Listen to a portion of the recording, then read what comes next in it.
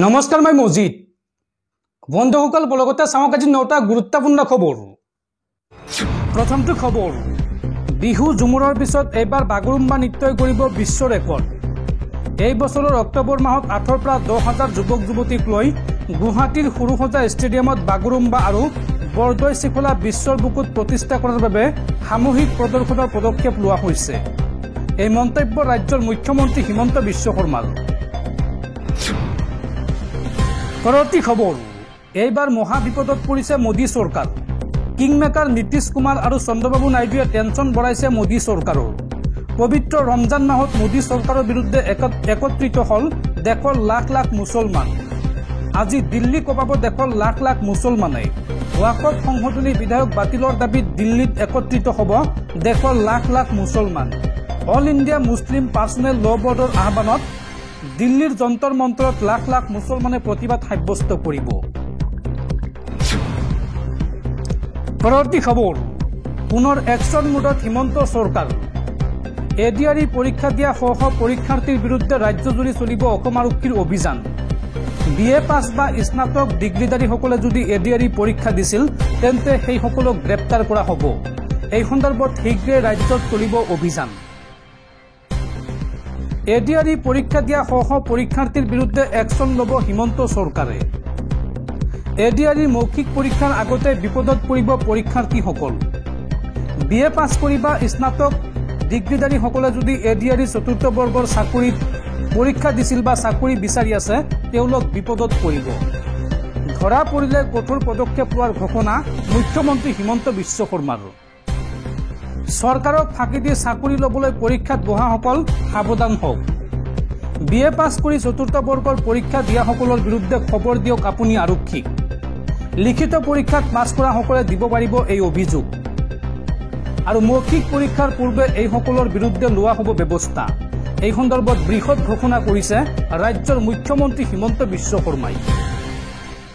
দৰ্শকসকল আৰু বহুতো গুৰুত্বপূৰ্ণ খবৰ আছে। তাৰ আগতে আপোনাক জনাও যে যদি আপুনি এতিয়ালৈকে এইটো ভিডিঅ'ত লাইক কৰা নাই তেন্তে এতিয়াই ভিডিঅ'টোত লাইক কৰি দিয়ক। আৰু এনেকুৱা ধৰণৰ ভিডিঅ'সমূহ নিতৌ চাবলৈ চেনেলটো ছাবস্ক্ৰাইব কৰি কাষত থকা বেল আইকনটো প্ৰেছ কৰি ৰাখক। পৰৱৰ্তী খবৰ, পঞ্চায়ত নিৰ্বাচনৰ পূৰ্বে শক্তি বৃদ্ধি পালে কংগ্ৰেছৰ। ৰহাত একেদিনাই 5 কৰৰ অধিক লোকৰ কংগ্ৰেছত যোগদান। বিহুৰ আগে আগে বহু যুৱকে কংগ্ৰেছত যোগদান কৰিব বুলি দাবী APCCৰ সভাপতি ভূপেন বৰাৰ। পঞ্চায়ত নিৰ্বাচনৰ পূৰ্বে শক্তি বৃদ্ধি পালে কংগ্ৰেছৰ। শ শ নেতাকৰ্মীৰ আনুষ্ঠানিক যোগদান কংগ্ৰেছত। ৰহাত একেদিনাই 5 কৰৰ অধিক লোকৰ কংগ্ৰেছত যোগদান। ভূপেন বৰা আৰু সাংসদ প্ৰদ্যুৎ বৰদলৈৰ উপস্থিতিত এই বৃহৎ যোগদান কাৰ্যসূচী অনুষ্ঠিত হয়। 2021 চনত AJPৰ হৈ ৰহাত নিৰ্বাচন খেলা উৎপল বনিয়াৰো কংগ্ৰেছত যোগদান। উৎপল বনিয়াৰ যোগদানে কংগ্ৰেছক শক্তিশালী কৰিব বুলি আশা ভূপেন বৰাৰ। 2026ত উৎপল বনিয়াক ৰহা সমষ্টিত কংগ্ৰেছে প্ৰাৰ্থিত্ব দিয়াৰ সম্ভাৱনা। আৰু বহাগ বিহুৰ প্ৰাকক্ষণত কংগ্ৰেছত হাজাৰ হাজাৰ লোকে যোগদান কৰিব বুলি দাবী ভূপেন বৰাৰ। আৰু 2026ত বিজেপিক পৰাস্ত কৰাৰো হুংকাৰ APCCৰ সভাপতি ভূপেন বৰাৰ। পৰৱৰ্তী খবৰ, ৰাজ্যত নাথাকিব কেঁচা ঘৰ। গাঁও সভাত উপস্থিত থাকিলে আপুনি লাভ কৰিব চৰকাৰী ঘৰ। এতিয়ালৈকে ৰাজ্যৰ 22 লাখ পৰিয়ালে লাভ কৰিছে চৰকাৰী বিনামূলীয়া ঘৰ। আৰু শীঘ্ৰেই পুনৰ 5 লাখ পৰিয়ালক দিয়া হ'ব চৰকাৰী পকী ঘৰ। এই সন্দৰ্ভত বৃহৎ ঘোষণা ৰাজ্যৰ মুখ্যমন্ত্ৰী হিমন্ত বিশ্ব শৰ্মাৰ। ৰাজ্যত নাথাকিব কেঁচা ঘৰ। ৰাজ্যৰ লাখ লাখ পৰিয়ালে লাভ কৰিব চৰকাৰী ঘৰ। ৰাজ্যৰ প্ৰতিখন গাঁৱত চৰকাৰে অনুষ্ঠিত কৰিব গাঁও সভা। আৰু গাঁও সভাত উপস্থিত থাকিলেই আপুনি পাব চৰকাৰী ঘৰৰ বাবে অনুমোদন।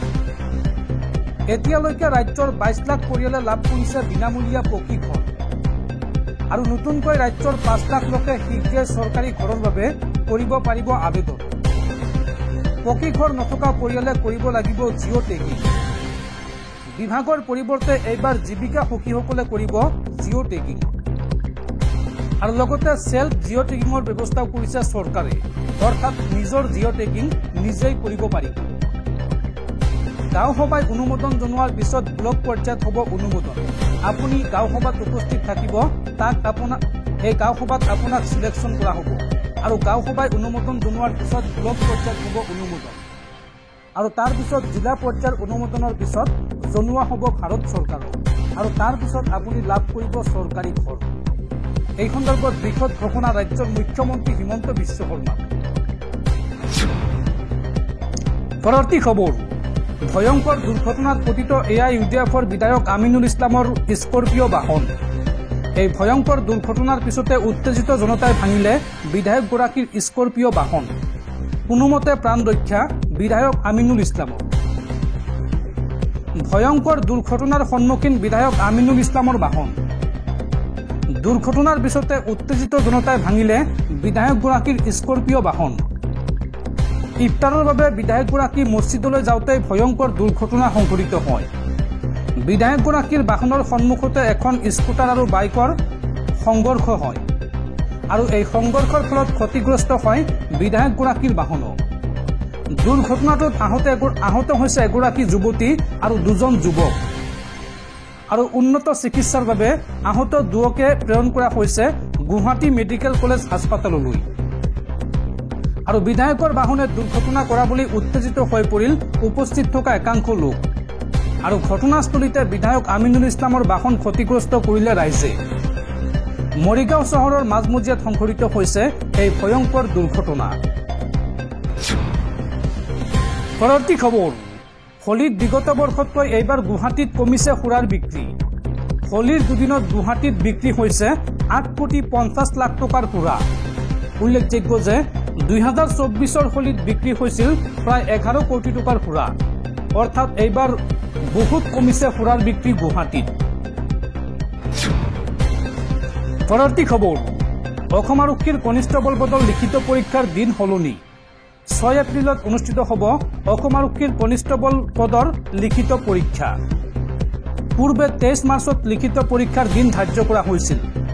কনিষ্টবল পদৰ পৰীক্ষাত বিসংগতিৰ অভিযোগ উত্থাপন আনিছিল 4 সহস্ৰাধিক পৰীক্ষাৰ্থীয়ে আৰু তাৰ পিছতে পিছুৱাই দিয়া হৈছে অসম আৰক্ষীৰ কনিষ্টবল পদৰ লিখিত পৰীক্ষা।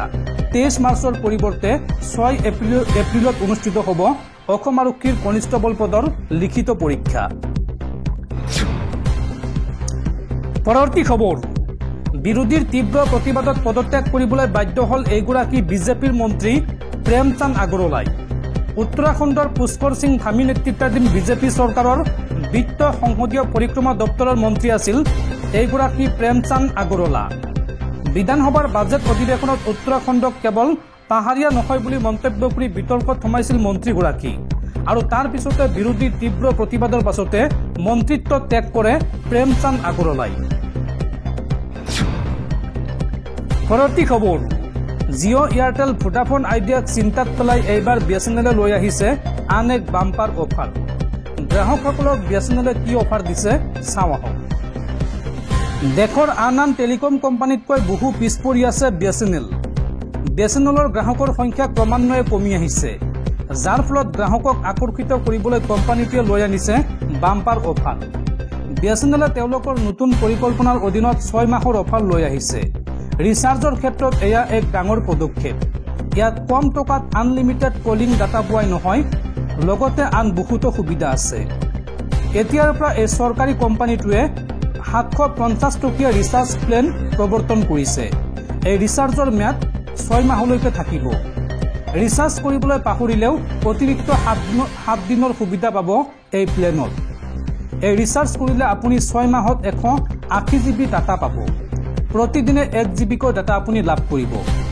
যদিও আপুনি 1 GB ডাটা ব্যৱহাৰ কৰি শেষ কৰে, তথাপিও আপুনি প্ৰতিদিনে অতিৰিক্ত ডাটা পাব।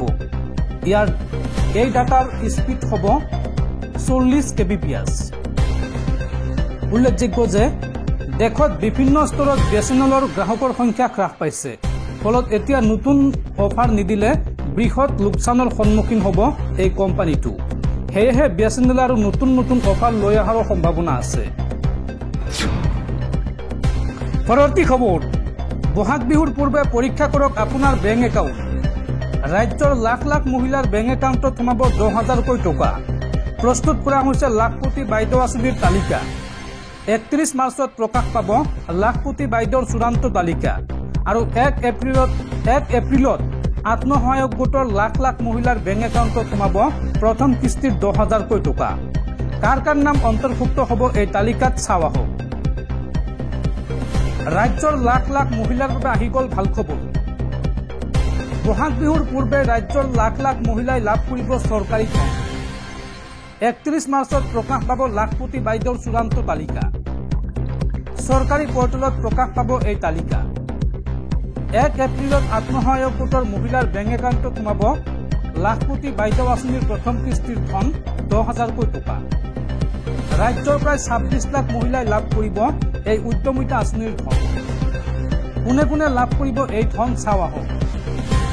তৃতীয় চতুৰ্থ শ্ৰেণীৰ কৰ্মচাৰী পৰিয়ালৰ মহিলাই পাব লাখপতি বাইদেউ আঁচনিৰ ধন। ঘৰত চাৰিচকীয়া বাহন নথকা পৰিয়ালৰ মহিলাই পাব লাখপতি বাইদেউ আঁচনিৰ ধন। কিন্তু ঘৰত বাছ ট্ৰেক্টৰ বা চাৰিচকীয়া বাহন থাকিলে সেই পৰিয়ালে নাপাব লাখপতি বাইদেউ আঁচনিৰ ধন। 1 এপ্ৰিলত বিহালী সমষ্টিৰ পৰা আৰম্ভ হ'ব লাখপতি বাইদেউ আঁচনিৰ ধন বিতৰণ। এই ডাঙৰ ঘোষণা ৰাজ্যৰ মুখ্যমন্ত্ৰী ডক্টৰ হিমন্ত বিশ্ব শৰ্মা।